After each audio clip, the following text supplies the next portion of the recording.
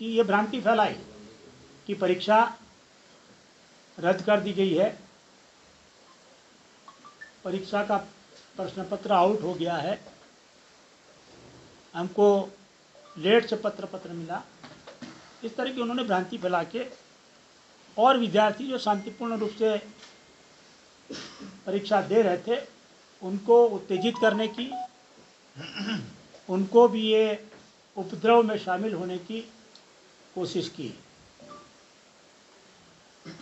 हमको काफ़ी सारी ईमेल मिले हैं उन बच्चों के जिन्होंने अपने कंप्लेन में, शिकायत में बात कही है कि हम लोग एकदम शांतिपूर्ण रूप से परीक्षा दे रहे थे कि ऑल ऑफ ए सडन और जगह से आके और कमरे से आके लोगों ने हमारे कमरे के अभ्यर्थियों को भी परीक्षा देने से रोका, हमारे पेपर ले लिए और परीक्षा नहीं देने दिया। हर रूम में 4 कैमरे लगे हुए हैं, तो उसके वीडियो रिकॉर्डिंग फुटेज वो परीक्षा केंद्र के जो केंद्राधीक्षक है और जो अथॉरिटी है उनके पास है, वो उनकी जांच कर रहे हैं। जिनके भी आइडेंटिफाई किया जाएगा उनके खिलाफ मैंने जो कहा उस तरह से पहचान करने के बाद कार्रवाई की जाएगी। उस संबंध में विस्तृत रिपोर्ट आएगा तो आयोग उसके आगे भी कार्रवाई करेगा। लेकिन ये बात सत्य है कि जो थोड़े समय के लिए भी उपद्रव हुआ, जो थोड़े लोगों ने भी किया, मान लीजिए 15 आदमी, 20 आदमी, 25-30 आदमी, में भी थोड़ा आगे पीछे हो सकता है नंबर, उन्होंने भी किया है, लेकिन उसके चलते परीक्षा बाधित हुई है।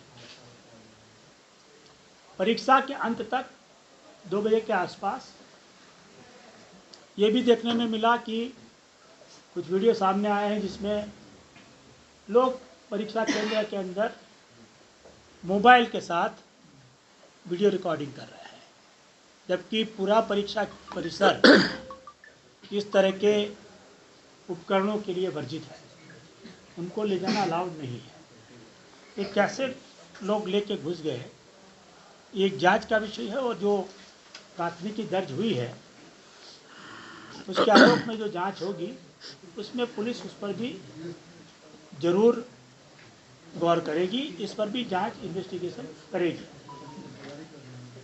लेकिन उसके कारण जितने विद्यार्थी परीक्षा नहीं दे सके, जितने अभ्यर्थी परीक्षा नहीं दे सके,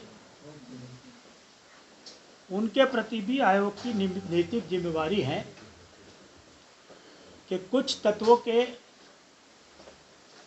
कारण उनके बहकावे में ना आए, उनको अन्याय ना हो।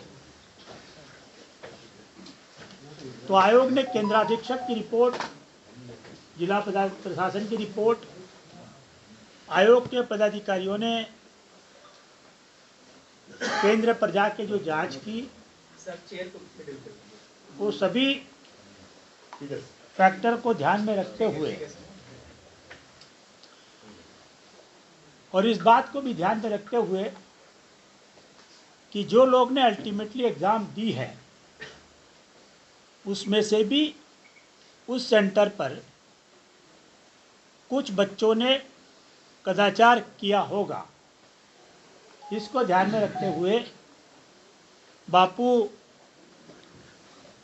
परिसर में जो एग्ज़ाम हुई थी उस पूरी परीक्षा को रद्द कर दिया है, रद्द करने का निर्णय लिया है। और आयोग बहुत शीघ्र मात्र उसी परीक्षा केंद्र के परीक्षार्थियों के लिए नई परीक्षा लेने की तिथि की घोषणा करेगा। निश्चित रूप से ये निर्णय आयोग के लिए कठिन था, लेकिन 911 सेंटर के जो 4,75,000 या 80,000 अभ्यर्थियों ने शांतिपूर्ण रूप से परीक्षा दी थी, उनके हितों की आयोग अनदेखी नहीं कर सकता। उन्हें फिर से 3-4 महीने के लिए टॉर्चर नहीं कर सकता। साथ ही आयोग वो लोग को भी जिन्होंने इस अफरा तफरी में कदाचार कर परीक्षा दी है उस केंद्र पर, उनको भी लाभ लेने नहीं दे सकता। तो ये सभी हितों को ध्यान में रखते हुए आयोग ने निर्णय लिया है। मैं स्पष्ट कर देना चाहूँगा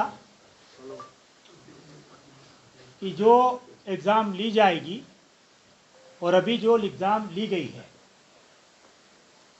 वो दोनों का परिणाम एक साथ दिया जाएगा। आगे आने वाली एग्ज़ाम के लिए अलग क्वेश्चन पेपर होगा, लेकिन आयोग नॉर्मलाइजेशन नहीं करेगा। तो दोनों परीक्षाओं के लिए जितने बच्चे अपीयर होंगे, उनका एक साथ अंत में परिणाम घोषित किया जाएगा। मैंने बहुत विस्तृत में पूरी बात बता दी है। आयोग ने क्या क्या फैक्टर को ध्यान में रखा है, सेंटर सुपरिटेंडेंट का रिपोर्ट, वहाँ पर प्रतिनिधित्व मैजिस्ट्रेट का रिपोर्ट जो जिला पदाधिकारी के माध्यम से प्राप्त हुआ है, वो आयोग के पदाधिकारियों ने वहाँ जाकर जो जांच की, आयोग को जो कंप्लेंट मिली है, जो मीडिया रिपोर्ट देखे, जो वीडियो क्लिप देखी है,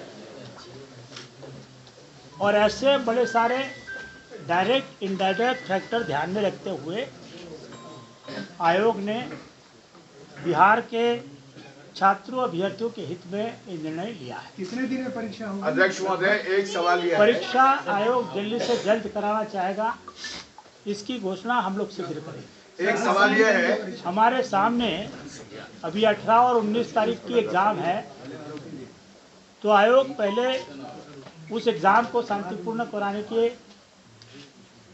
कोशिश करेगा और बाद में इस परीक्षा की तिथि की भी घोषणा करेगा। आपने कहा कि वहां पर कुछ लोग मोबाइल लेके घुस गए जिन्होंने मोबाइल से वीडियो बनाया।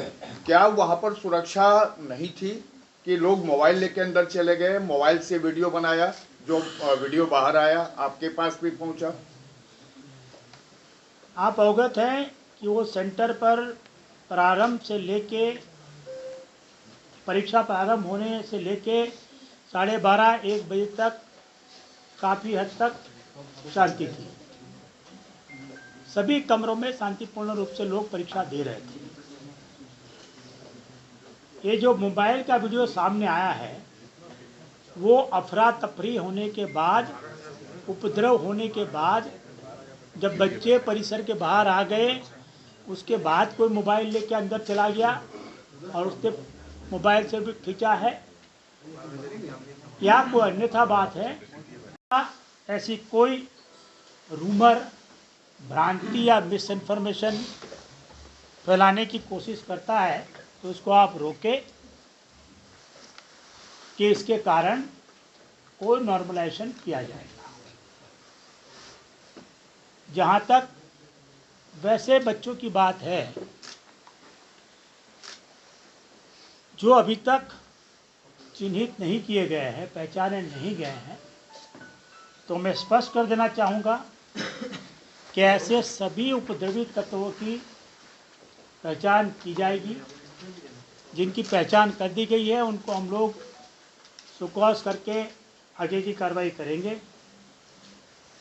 आज से लेके ये एग्ज़ाम जब होगी, इसके बीच में अलग अलग सरकारी एजेंसियां इनकी पहचान करती रहेगी। उन लोगों का कि हम लोग सुकौश करेंगे, और अगर ये पाया जाता है कि उन्होंने कानून हाथ में लिया है, तो उनको डिबार करने की भी कार्रवाई करेगी। अगर किसी परिस्थितिवश वो परीक्षा में भी बैठ जाते हैं, तो ऐसे तत्वों का रिजल्ट आयोग प्रकाशित नहीं करेगा। इसलिए उन्हें पहचानने की प्रक्रिया तब तक जारी रहेगी जब तक अंतिम निष्क्रिय आइडेंटिफाई नहीं हो जाता है।